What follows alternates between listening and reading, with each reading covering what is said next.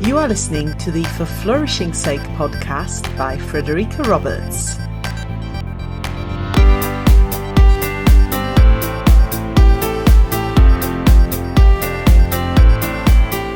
Welcome to episode 50. This is the fourth of the extended podcast episodes over the next few weeks, where you will be able to listen to the replays of the For Flourishing's Sake book launch events. Today, I bring you the second half of the second panel discussion of the book launch extravaganza. This panel was recorded live on the 18th of June, the day the Kindle edition of For Flourishing's Sake was published. I chaired the panel myself, and the panellists were Flora Barton, Headteacher of Crowmarsh, Gifford, Church of England Primary School, Kelly Hannaghan, Mental Health and Wellbeing Consultant, Patrick Ottley-O'Connor, Education Consultant, Leadership Coach and Head Teacher, and at the time Executive Principal at North Liverpool Academy, and Rebecca Tigue, Head of School at the University of Birmingham School. In the second half of the panel discussion, the panellists discussed what their interpretation of a whole school approach to character and positive education is, then moved on to an interesting discussion about how we catch character and wellbeing behaviours, before moving on to a fascinating conversation about how we bring people on board that don't understand what we're trying to do. We closed the panel with each panellist sharing their hopes and dreams for the future of education. You can watch back all the panel video recordings on the forflourishingsake.com website. The final panel discussion will take place on the 21st of August, the day that the For Flourishing's Sake paperback will be published, and the panel will be at 12:30pm UK time, that's BST, and it will go out on YouTube and Facebook like all the others, and you'll also be able to find it on the forflourishingsake.com website.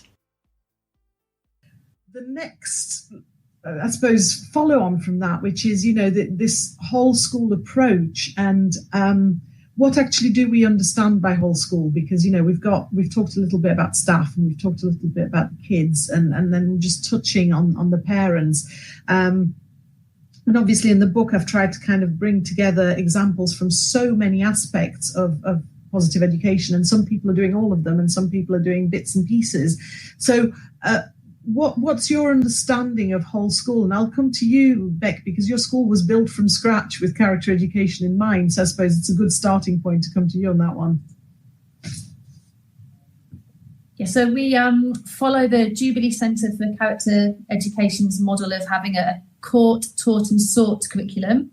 So we have dedicated periods during the week, in form time and as a specific lesson, where we start off in Key Stage 3, introducing the children to a virtue vocabulary, so they're familiar with the words that they need to use when they're talking about what they probably do and know but might not call empathy or resilience. So we have a specific focus on learning the vocabulary. Then we look at examples from the real world, from history, contemporary examples from the news, where they can see virtues being used and also vices being used, so they can see the advantages and the outcomes of virtuous behaviour.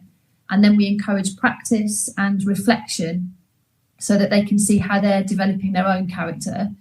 The court part is staff modelling every day, being civil to each other, saying please and thank you, showing compassion, and showing genuine care for each other and for the pupils and the parents in our community.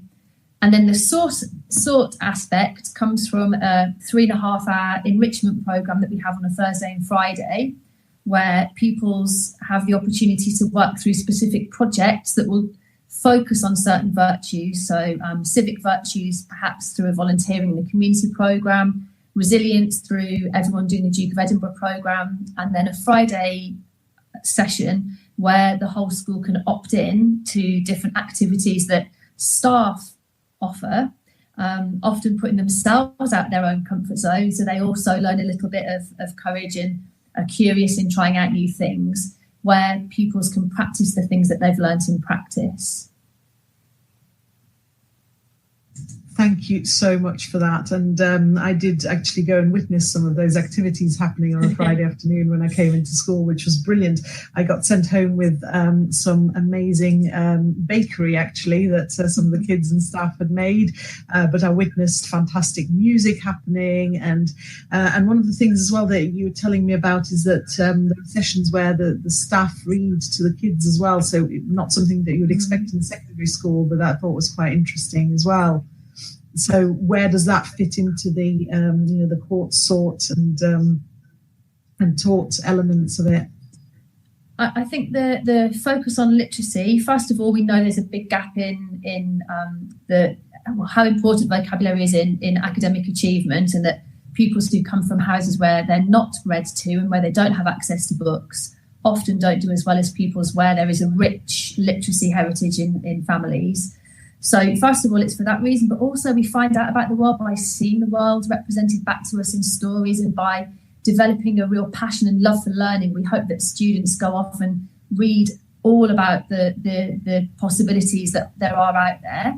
So we have half an hour every single day where staff just reads to children, and you say it's so common in primary. And it's often just forgotten when kids come to secondary, but you will see a class of year 10 sitting listening to Why We Should All Be Feminists, or a year 9 group listening to Lord of the Flies, absolutely captivated.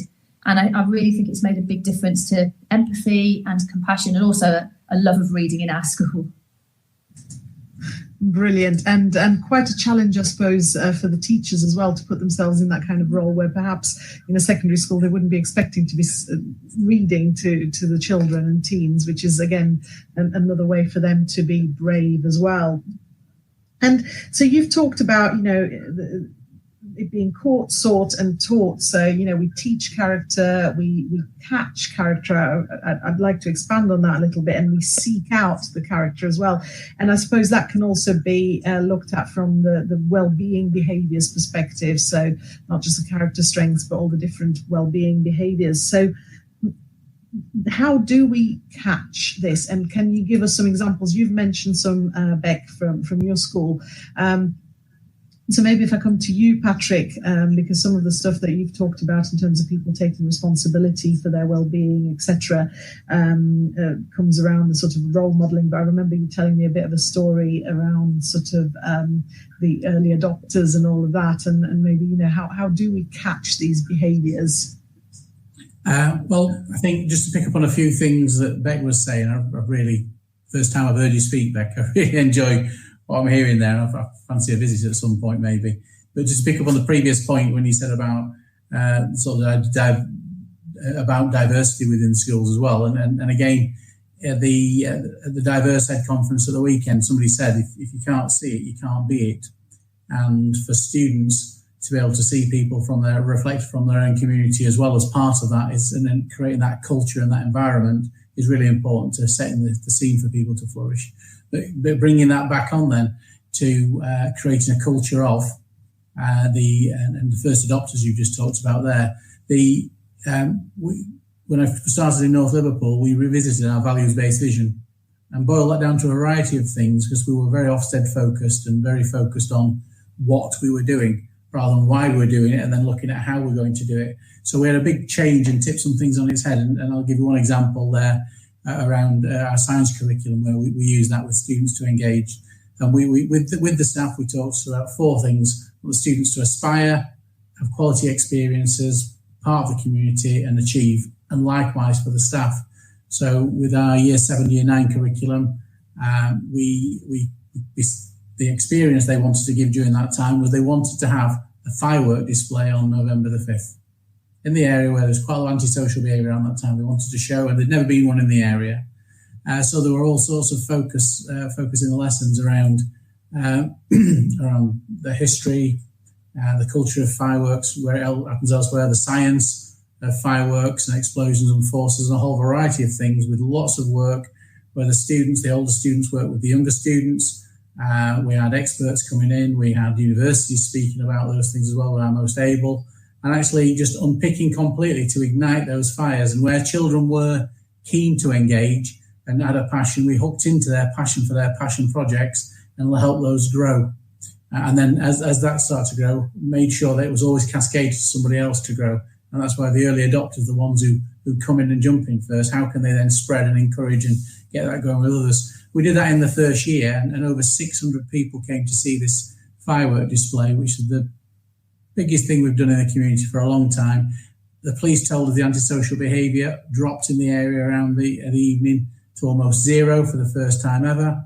And we had grandparents, parents, families, everybody there. It was a wonderful event. Did the same again last year, and just over 1,000 people turned up. It's now part of what we do.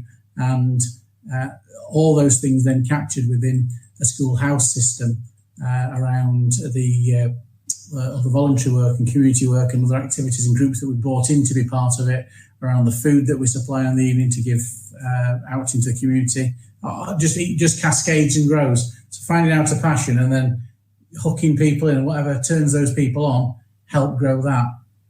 Consequently, achievement's gone up in science. Fantastic. Thank you for that, Patrick. And again, so much to unpack. And you're saying there, as an aside, how much you enjoyed listening to Beck. And I love listening. I could listen to all of you all day, because this is what was such a joyous thing to do while writing the book. And it looks like people watching are enjoying as well. We've had some likes and loves from coming in from Facebook, and there's loads of tweets happening. So trying to unpack some of that. One of the things, obviously, when we're talking about early adopters is how do we bring people on board who perhaps don't quite understand what we're trying to do. And that could be from a parent's perspective, when you're making changes. Sometimes, I suppose, even the pupils. I mean, I know I've been in schools where I've done some of this work as an external provider. And one school I went into where I was working with sixth formers, so for our international audience, 16 to 18-year-olds, and doing some great work on all these things we've talked about, gratitude and resilience, and all these well-being behaviours and the character strengths and all this stuff that really underpins academic achievement as much as anything else, and the research supports that.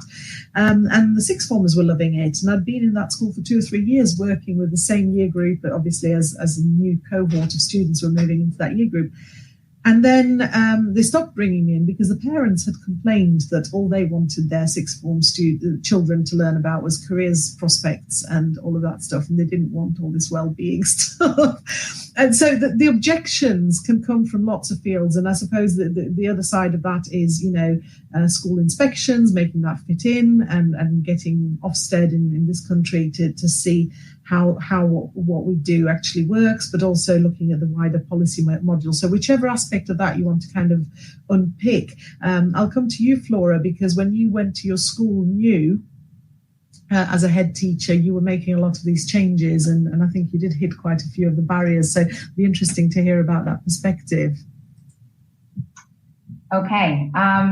Yes. So when I started, obviously I brought Diana Pardo in, who helped with the focal learning, and then obviously got you and Liz in as well. But I think a lot of the barriers did come from parents, staff, pretty much most stakeholders in the school, just because it was new, it was different. And they thought it was this, I don't know what they thought it was, but they didn't see how it was going to help and what purpose it was going to serve their children. So I think a lot of it is, first of all, obviously modeling it yourself as leaders in school, but then also making sure that everybody understands why and the purpose of what you're doing to bring everybody along. One of the biggest things was about well-being of staff, actually, and it's funny that I had quite a number of people question me, including staff, about why are you so hung up on this leaving twice a week at 4:15 with nothing in your hands?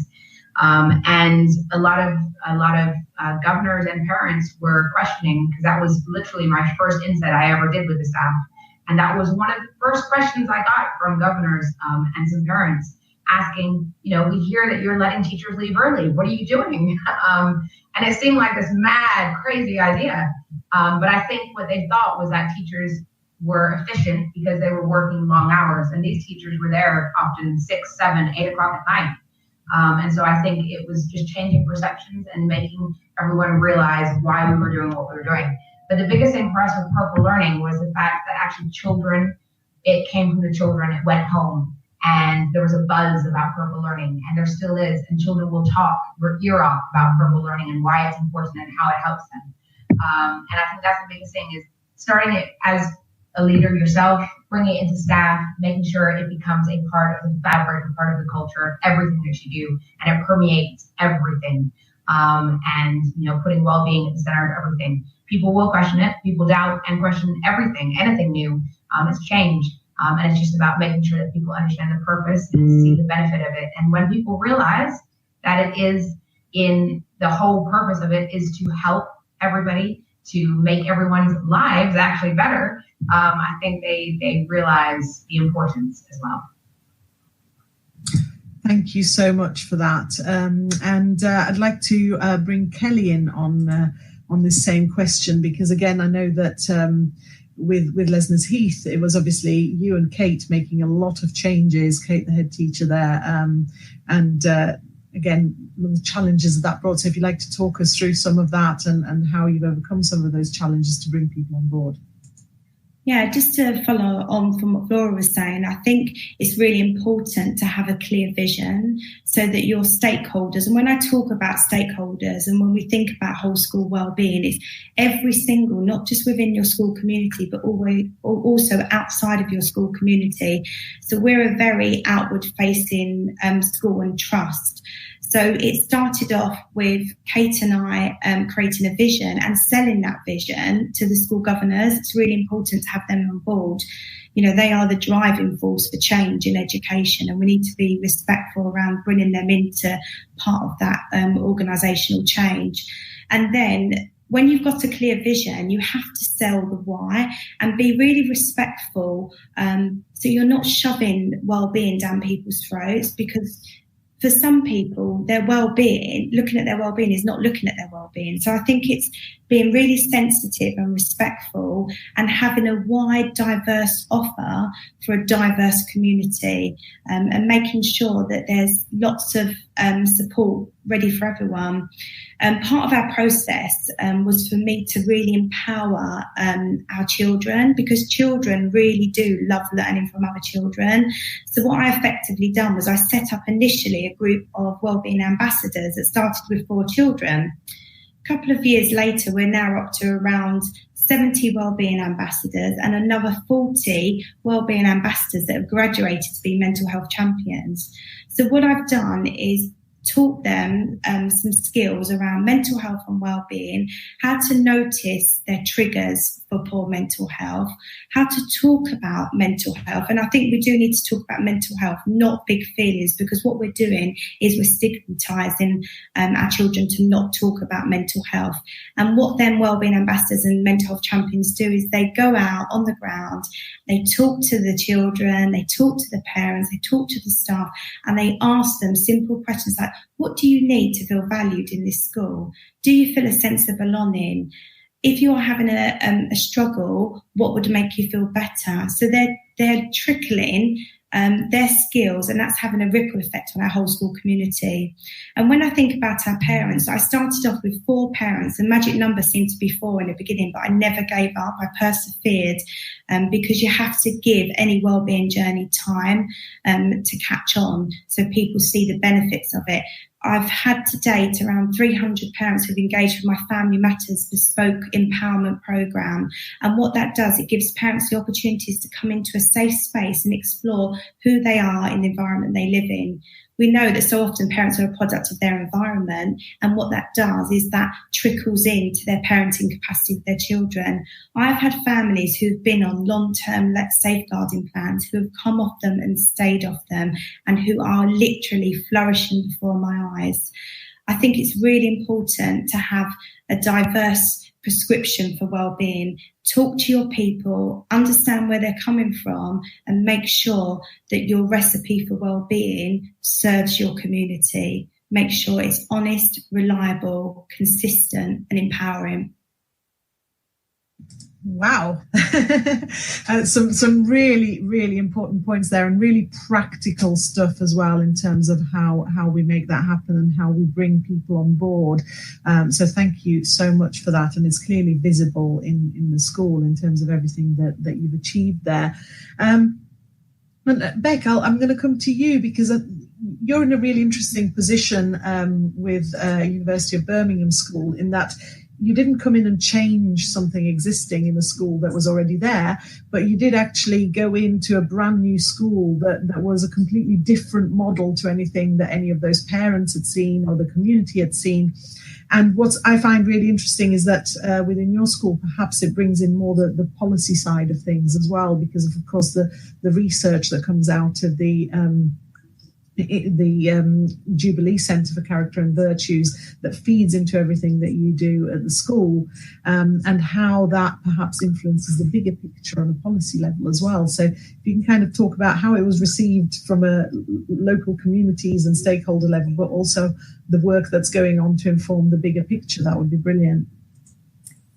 Okay, so in terms of community and family, we built a school in an area that didn't have a school before. So I suppose one of the outcomes of character is, would character education at the core of a school actually attract parents and families?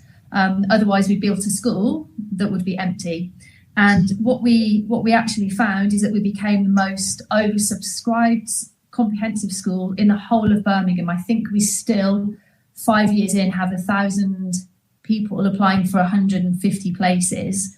And when we've done research with the Jubilee Centre with our parents, it's because having a values or virtues-led curriculum absolutely resonates with parents. All parents want their children to flourish. All parents want their children to be happy, to be compassionate, to show empathy, to be resilient.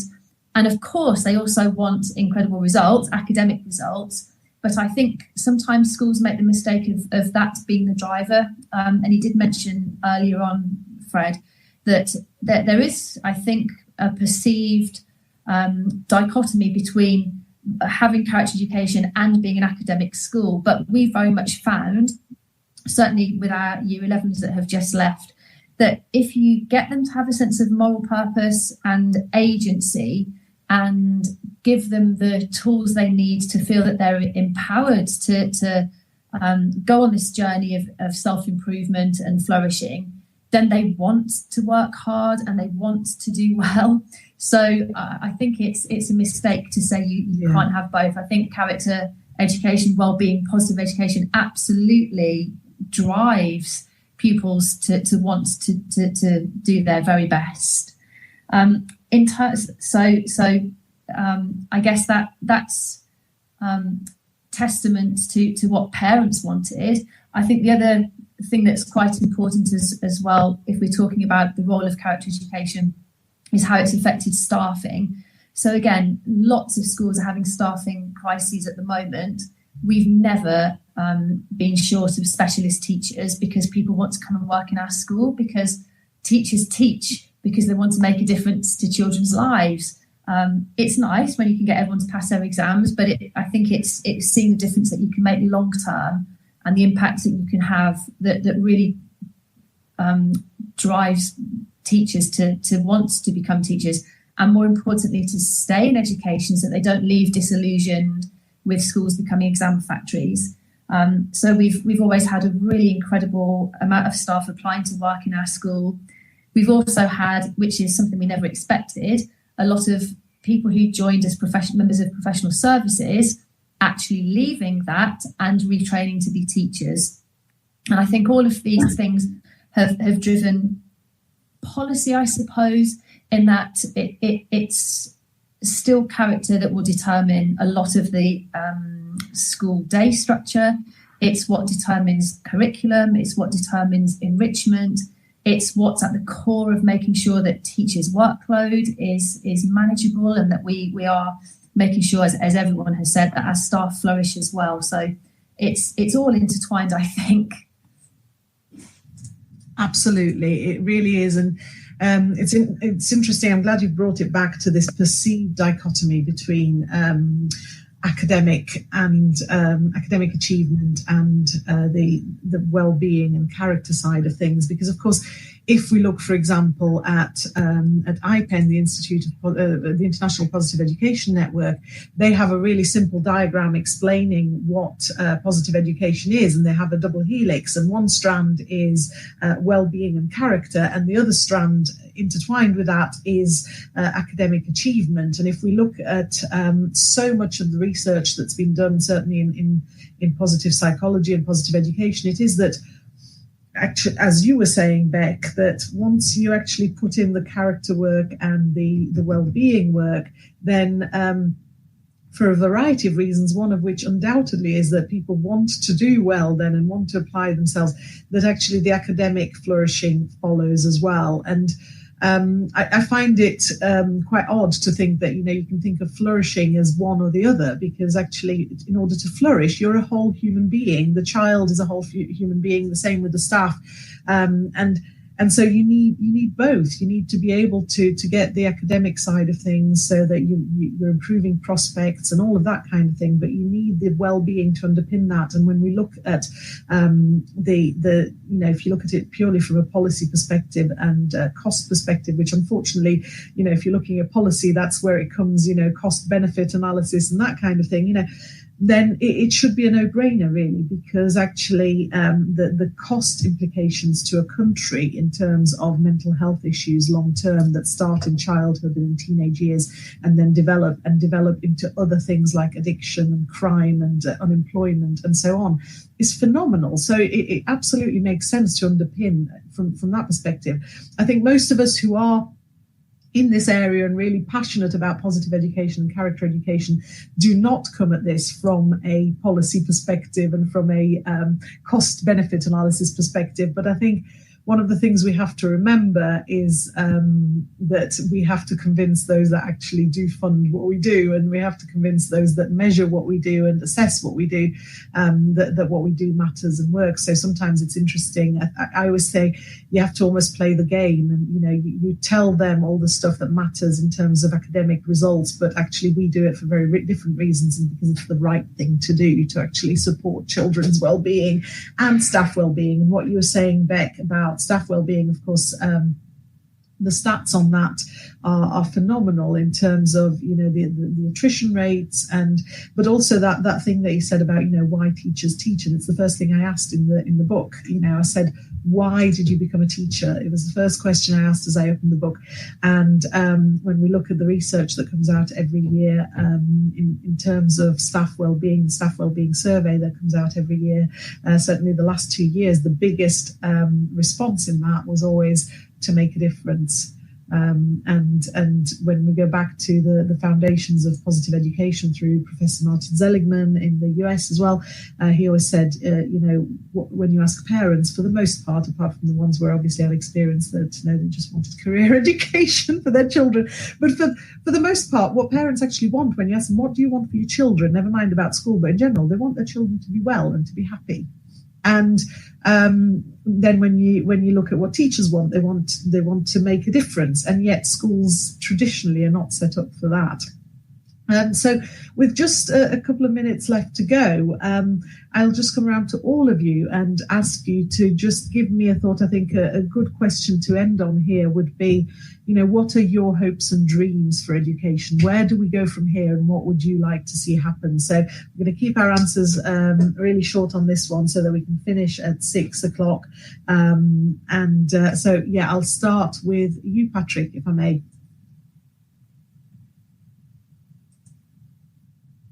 Oh, hang on, we can't hear you. Yeah, I'm very optimistic about the future. I always am. I think I've got to be. I think we've got a profession full of wonderful teachers wanting to do wonderful things and continue to do so. My hope is that we learn from the lessons we've learned from the pandemic and what's mattered. And I mean, lots of people talking about how to get the recovery curriculum right, we've got to put recovery in place or curriculum in place that supports the mental health and well-being of staff and students.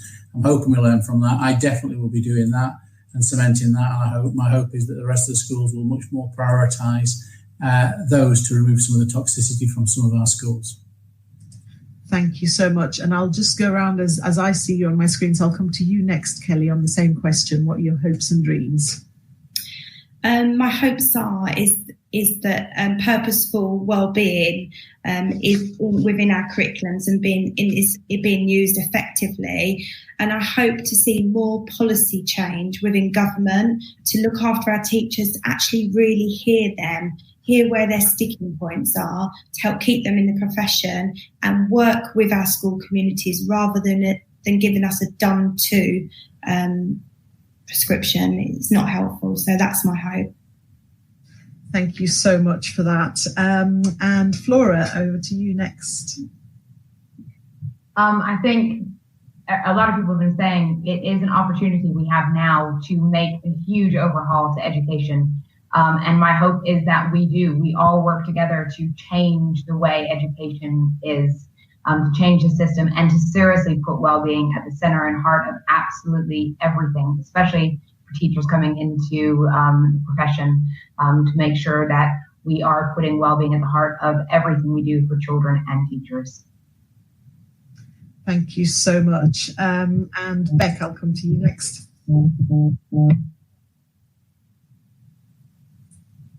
Oh, hang on, we can't hear you. I'll unmute you.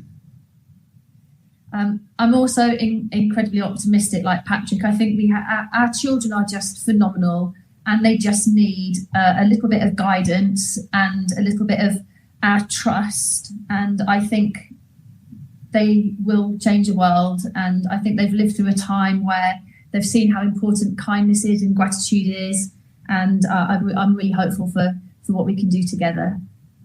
Thank you so much. And certainly listening to all of you, I feel that wonderful sense of hope again that I felt when I was interviewing you. And then when months and months after having interviewed you, I re-listened to the interviews and reread my notes, and this real sense of hope. And it's great to hear that again, because we have been going through such a challenging time, to actually hear that hope and optimism about what might change and what we want to see. And I really hope that we do see that change. Absolutely.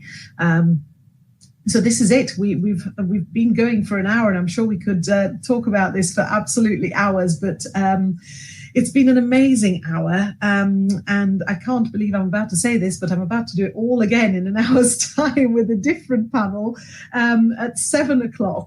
It's feeling like quite an emotional roller coaster, actually, because of some of the amazing stuff that we're talking about and the change that we want to see in education. So the panellists will be international again at 7:00. So we've got Serdar Ferit, who is based both in the UK and in Finland. We've got Ian Flintoff, based in the UK, Julie Goldstein, based in Connecticut in the USA, and Katrina Mankani, based in Dubai. So quite a varied panel there at 7:00. And as always, if you can't join us live, then the replays will be available both on YouTube and on the Facebook Happiness Speaker page, and on the For Flourishing's Sake page, where all of these details about all these panels are. The embedded videos will be there, so you can watch it all in one place as well. And it would be remiss of me as the book's author not to remind you again to get your copy of For Flourishing's Sake, which is available for Kindle. Thank you. Yeah, let's... It's available on Kindle today, so do get your copy. So all that's left is to thank you for watching, and to thank you in advance for those reviews, and to thank you for buying the book, but also to give another huge thank you to the panellists today. So Patrick, Kelly, Flora and Beck, thank you so much for your time today, but also for all your time in actually getting the book out there and sharing all your wonderful stories with me. And a huge thank you to the wonderful Rebecca Osborne, who's been drawing this brilliant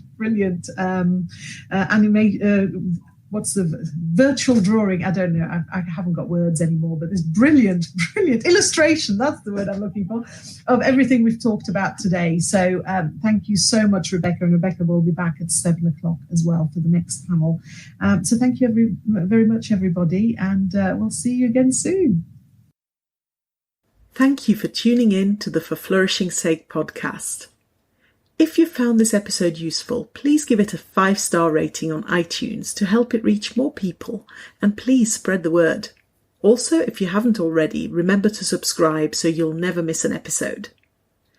For Flourishing's Sake is available on iTunes, Apple Podcasts, Spotify, Google Podcasts and Deezer. The book by the same name came out on Kindle on the 18th of June and will be out on paperback on the 21st of August. You'll find it on all the major online book retailer sites. It's jam-packed with evidence-based strategies for whole school positive education with case study examples from a wide range of schools from around the world. So why not order your Kindle copy now or pre-order your paperback so you'll receive it as soon as it's published. If you'd like to get in touch with questions or comments or to contribute to a future episode, please contact me via Twitter @FlourishingEd. You can also leave comments on individual episode pages on the forflourishingsake.com website. I look forward to hearing from you, and until next time, for flourishing's sake, have a great week.